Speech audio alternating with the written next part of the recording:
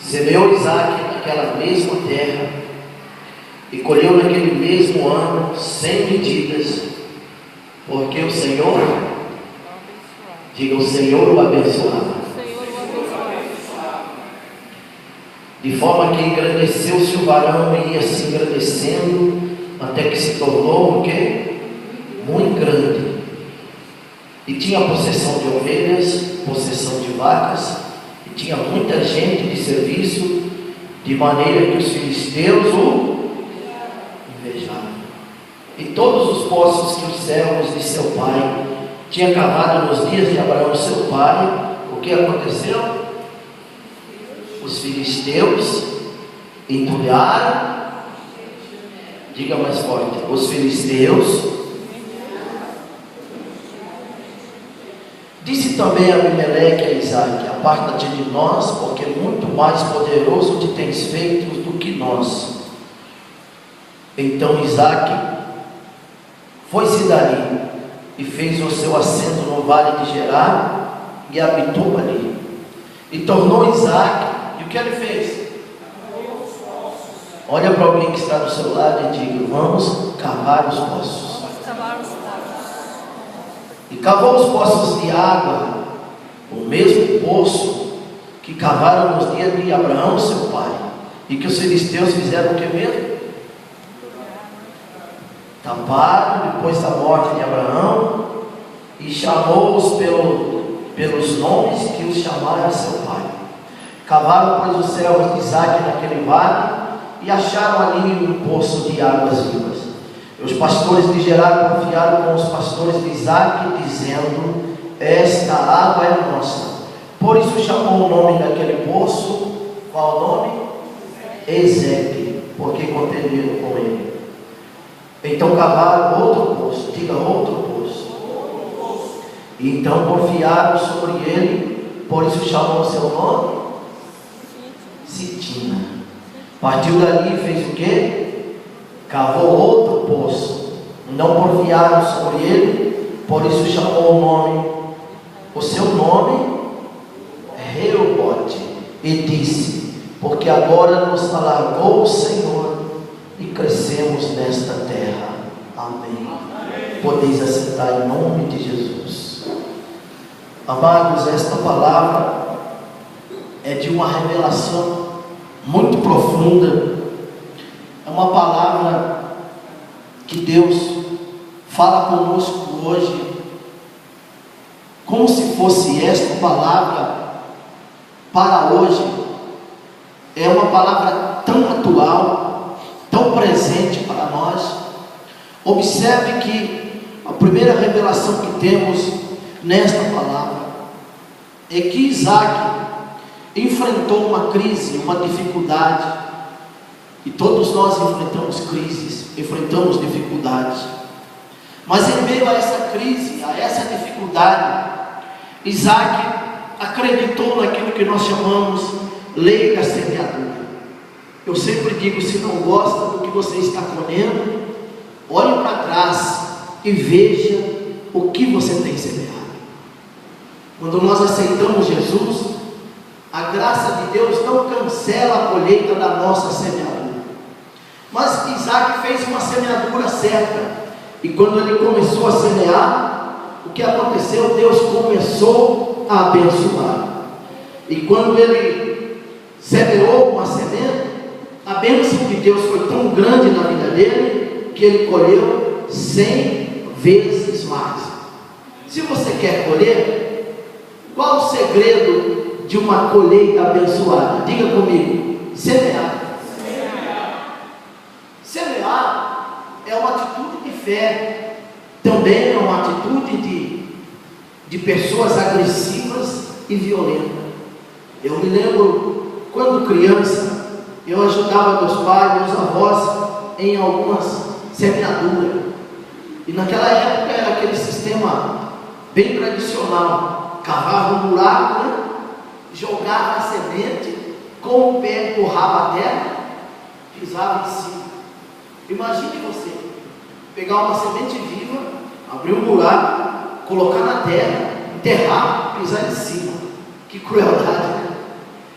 Mas é interessante que alguns anos atrás, um jovem, numa igreja que eu estava pastoreando, o presidente Venceslau, ele chegou para mim e disse: pastor, ele trabalhava nessas lojas de mudas, de plantas. O senhor olha por mim que eu vou até São Paulo fazer um curso. E quando ele voltou do curso, eu disse a ele: como foi o curso? Ele disse: foi bom, foi uma bênção, mas eu aprendi uma coisa que eu nunca sabia, eu nunca imaginei na minha vida. Eu disse: o que você aprendeu? Acordar, semente e dormir. Já ouviu falar isso? Acordar, semente e dormir. Eu disse: como é esse negócio? Ele disse: tem semente que ela está dormindo, e se você plantar esta semente, nunca ela vai nascer. Eu disse: como que é esse negócio? Aí ele explicou lá como é que era. Quebrava uma pontinha da semente e aí ela nascia. E muitas vezes a gente precisa aprender o segredo da semeadura, porque se a gente não aprender o segredo da semeadura, a gente atrapalha a colheita, porque a Bíblia diz que depois que a gente lança a semente, primeiro a erva, depois a espiga, depois o grão cheio da espiga e depois uma abundante colheita. E Deus, em toda a Bíblia Sagrada, de Gênesis até Apocalipse, Ele ensina o seu povo a semear, semear, semear. Sabe por quê? A melhor forma de nós exercitar a nossa fé é semeando. Porque quando você planta uma semente, você não pode planta hoje e à tarde, deixa eu desenterrar a semente para ver como é que está. Você estraga tudo, você atrapalha tudo. Você tem que acreditar que vai acontecer um milagre ali onde você plantou aquela semente. Deus está cuidando, o sol está aquecendo, o orvalho está regando a chuva, e você tem que ficar na expectativa, acreditando que aquela semente vai germinar. E Jesus disse: sabe o que acontece para uma semente germinar, para ela brotar, nascer, crescer, frutificar? Ela tem que morrer. Diga: a semente tem que morrer. E aí está o ato da nossa crueldade.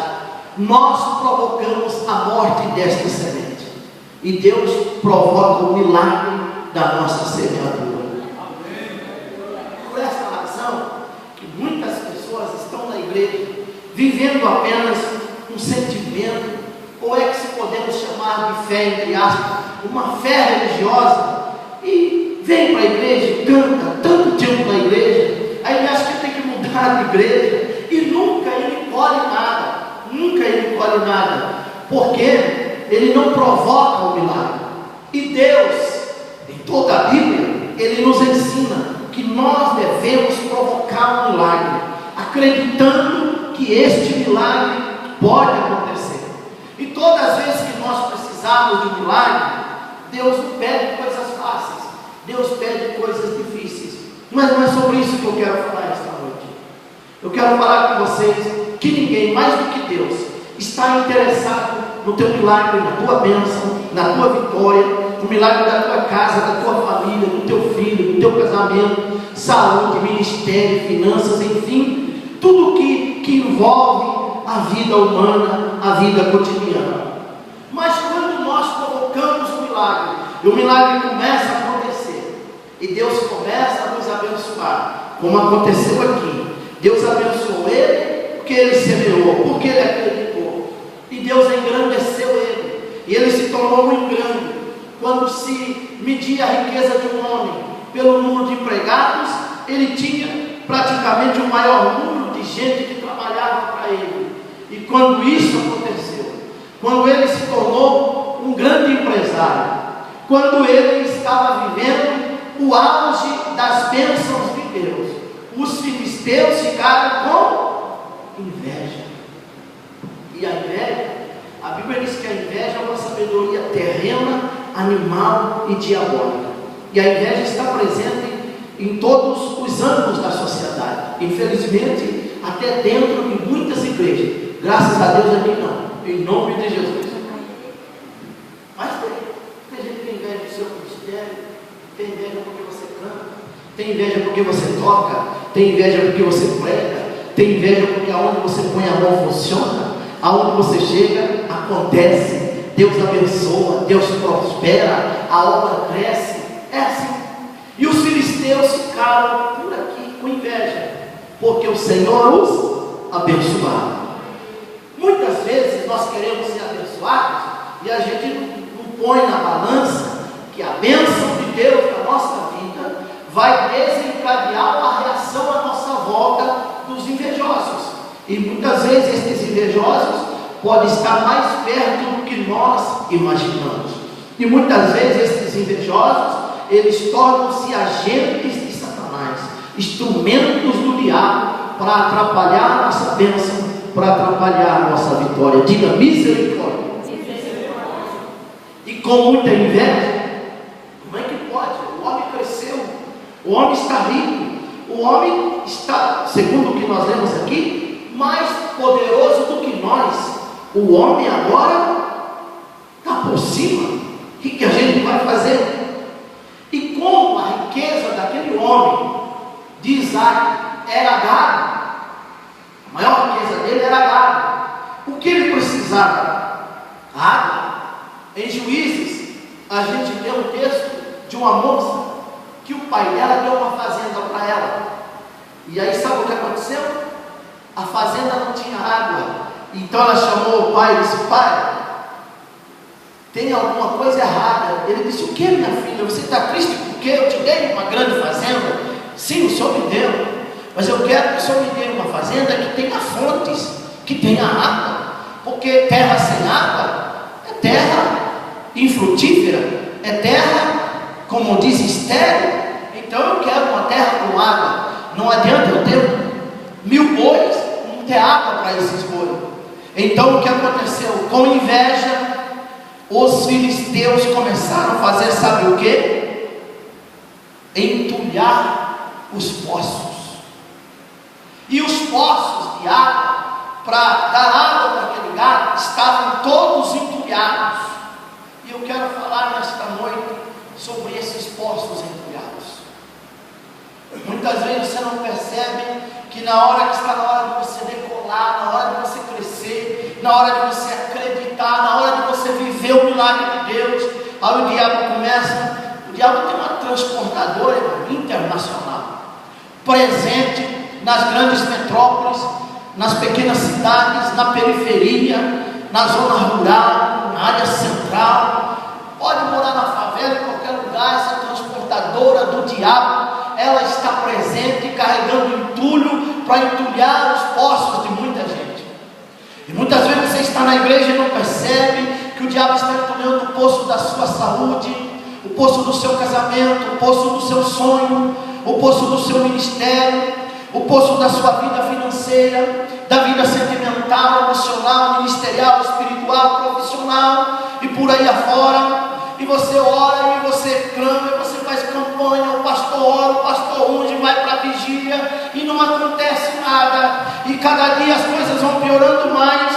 Mas a Bíblia diz que Isaac orientou os seus servos: gente, não vai adiantar nós ficarmos de braços cruzados, reclamando, lamentando, chorando, mas nós vamos fazer uma coisa. Diga comigo: nós vamos desentulhar os poços. Não é anjo que vai desentulhar o seu poço, não é o pastor Frank, não é os grandes pregadores que passam por aqui, mas é você que tem que tomar essa atitude e desentulhar o seu poço. Cada vez que você entra por aquela porta e entra nesta casa de Deus com o propósito de adorar e louvar, independente da circunstância, dos problemas, das dificuldades que você está vivendo, o que é que você está fazendo? Desentulhando o poço. Cada glória a Deus que você diz aí no seu banco, cada aleluia, cada gesto, um levantar de mão de adoração, você está desentulhando o poço. Mas o diabo não desiste fácil, não. Desentulharam o primeiro poço e fizeram a festa, pularam de alegria, bateram palma, encontramos águas, está resolvendo o problema, águas vivas, águas cristalinas. E diz o texto que os pastores de Gerar porfiaram contra eles e dizendo: esta água é nossa. E por isso chamaram aquele poço Ezequiel, que quer dizer o poço da contenda. O diabo travou uma contenda, amados.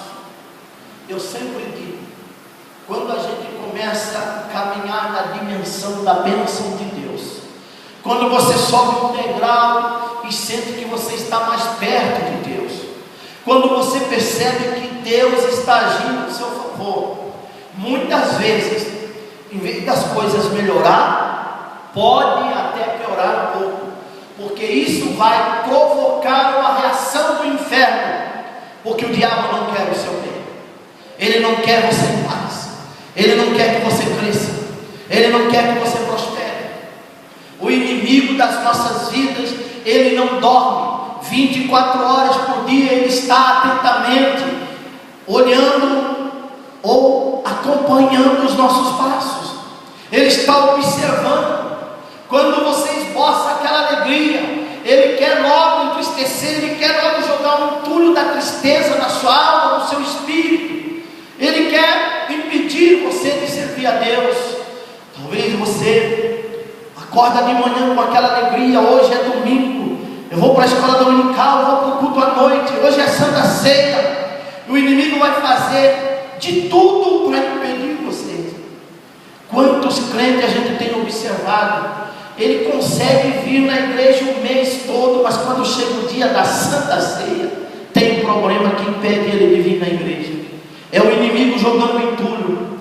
Mas o texto diz que Isaac ignorou a atitude dos adversários e simplesmente disse aos seus servos: vamos em frente, levanta a cabeça, vamos cavar outro poço, vamos desentulhar outro poço. E eu convido você esta noite a desentulhar o poço que o diabo tem entulhado na sua vida.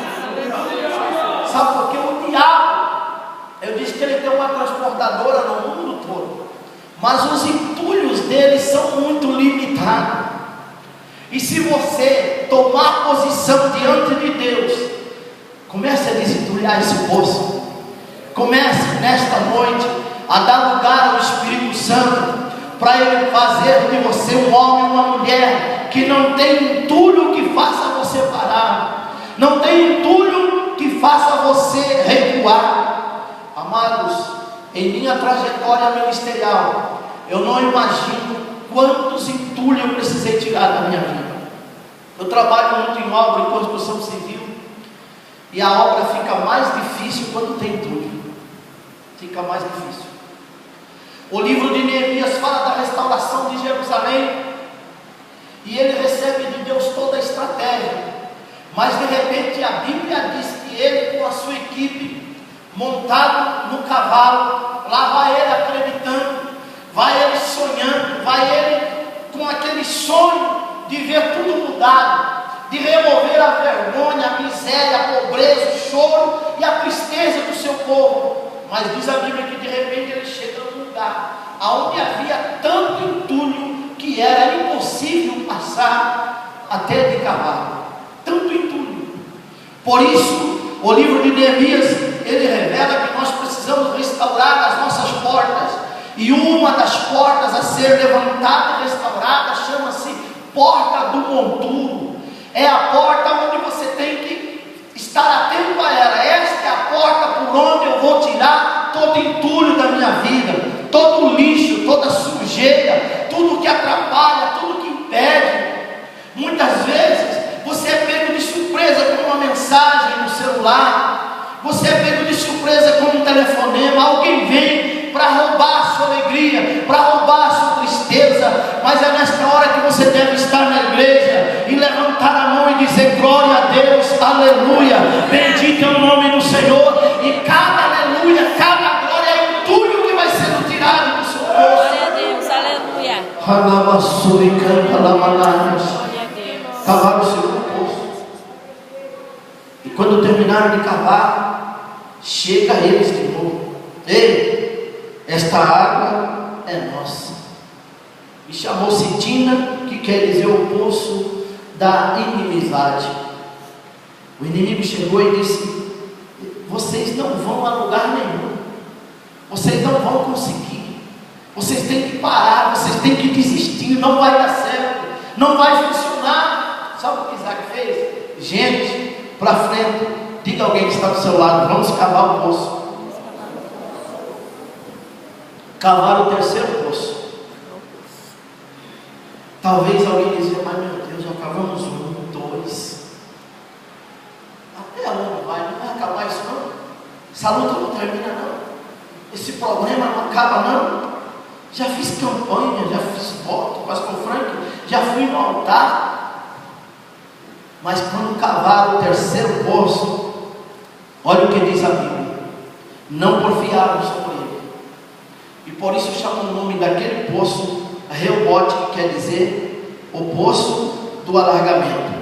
Porque agora nos alargou o Senhor e crescemos nesta terra. Na mesma terra. Diga comigo, na mesma terra. Na mesma igreja. No mesmo ministério.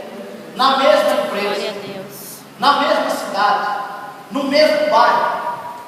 Tem gente que muda de igreja, muda de cidade, muda de estado, muda de país, muda de mulher e vai mudando. Mas é na mesma terra, na mesma cidade, no mesmo lugar que Deus abençoou e que o inimigo quis estragar tudo. É naquele mesmo lugar que Deus deu a eles o alargamento. Eu profetizo nesta noite o teu Reobote, o alargamento de Deus na tua vida. Um tempo de milagre, um tempo em que você vai reescrever a história ou escrever uma nova história. Eu profetizo hoje em nome de Jesus que esta página negra da tua vida, de tristeza, de vergonha, de derrota, de humilhação, ela está sendo virada e hoje você começa a escrever uma nova história. A história do seu Reobote com Deus, a história da sua bênção com Deus, a história da paz, da alegria, a história do seu crescimento, da sua conquista, começa hoje neste altar de adoração, neste altar de louvor. Reobote, poço do alargamento. Reobote, o poço que nos alargou o Senhor. Mas olha como é importante observarmos: no primeiro poço, no segundo poço, Deus não aparece, Deus não fala nada, Deus não manda anjo, Deus não manda profeta. Nos dois primeiros poços, algumas pessoas ficaram como que desorientadas, confusas, tentando entender o que estava acontecendo. Eu sempre digo que as coisas de Deus não é para ninguém entender, é para crer. Porque ninguém entende Deus. Porque se um dia alguém entender Deus, ele deixa de ser Deus, ele não é mais Deus. Se você tentar entender como Deus trabalha, você vai se atrapalhar. Não tente entender como Deus trabalha, como Deus faz. E quando cavaram um poço de Reobote, diz o texto, no verso de número 24, apareceu-lhe o Senhor naquela mesma noite e disse: eu sou o Senhor, o Deus de Abraão, teu pai. Não temas, porque eu sou contigo. Abençoar-te-ei e multiplicarei a tua semente por amor de Abraão, meu servo. Diga a alguém que está do seu lado: não desista. Não desista. Continue cavando o poço, porque Deus vai aparecer. Quando Deus aparece, cessa os questionamentos. Quando Deus aparece, tudo muda. Quando Deus aparece, você não tem mais argumentos. Quando Deus aparece, você fica de boca fechada. E Deus apareceu. E Deus apareceu no meio da noite. É na noite da nossa vida que Deus aparece. É quando parece que não tem mais jeito que Deus aparece. E Deus aparece e Ele não muda nada. Ele simplesmente diz: o que eu prometi é o que vai acontecer. Então, quando você abre a Bíblia e começa a ler as promessas de Deus, você está tirando o entulho da incredulidade, da dúvida, do desânimo, da frieza, da fraqueza, que arruina a vida de muitas pessoas. Muitas pessoas até que dobram os joelhos para orar.